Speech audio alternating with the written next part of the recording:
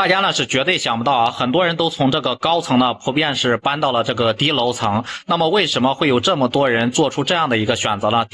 宁愿选择这个低楼层，也不会选择再住这个高楼层啊。其实呢，高楼层呢它的弊端呢主要有以下这个3点，可以说让住进去的人呢真的是深有体会啊，真的是肠子都悔青了。尤其是咱们现实生活当中啊，准备买房的一个朋友，准备买那种高层住宅的一个朋友啊，这个视频呢你一定要认真的把它看完。为什么我们不建议，就是说很多人不建议买这个高层的一个住宅呢？通过以下3点呢，你就会完全明白。也希望大家呢对这个视频呢能够给我一个免费的赞、免费的关注，然后也可以收藏转发起来，就是对我的一个支持啊，也是对我辛辛苦苦录视频的一个支持，让更多的人都能够了解一下。那么首先呢，我们就来给大家好好的说一说高层楼房的一个3个弊端。首先第一点呢，就是它在未来呢，如果说是要面临拆迁的话，它的拆迁难度呢是非常难的。我们都知道啊，这个高层楼房呢住的这个住户呢是非常的多，那么对于这些开发商来说呀，就是他们呢会考虑自己的一个成本问题，拆迁的一个成本，对不对？那么对于那些相对来说比较高的一个楼层，又有哪个开发商会选择去拆迁呀，对不对？拆迁成本呢真的是让人非常的头疼。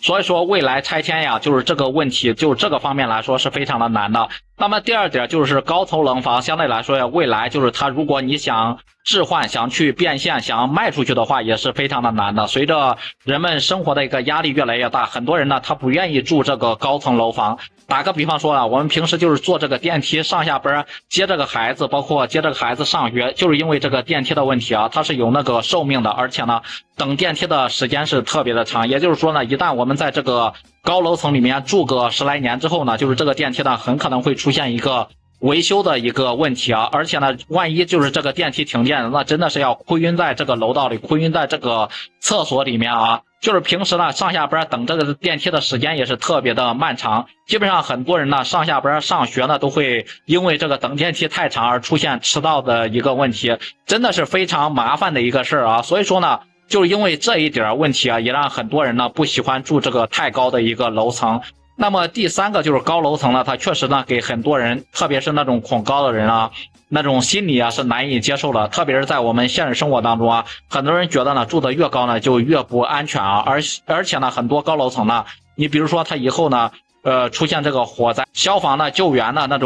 种云梯呢只能够达到10几层16层嘛，你像30、40层那种高层住宅怎么救援呀？就是想想都有点绝望。包括南京的那种火灾那种发生的一个事故也都是历历在目啊。再加上筑造高，你虽然说看得远望得远视野好，但是给人一种压抑感呢，很多人就根本不敢去那个阳台，不敢去那种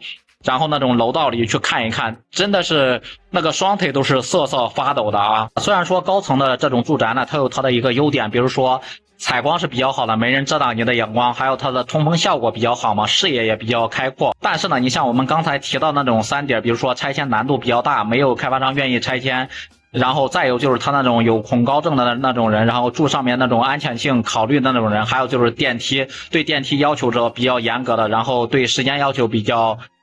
严的这些人，然后出门比较多的一些朋友，可能就会感觉非常的不方便啊。以上这3点呢，就是我们说的高层楼房的3个弊端。大家认为我说的对不对？说的有没有道理呢？如果说你现在去买房，你会选择买那种高楼层还是低楼层呢？也欢迎在评论区里面留言讨论。好了，本期视频就和大家分享到这里，我们下期视频再见。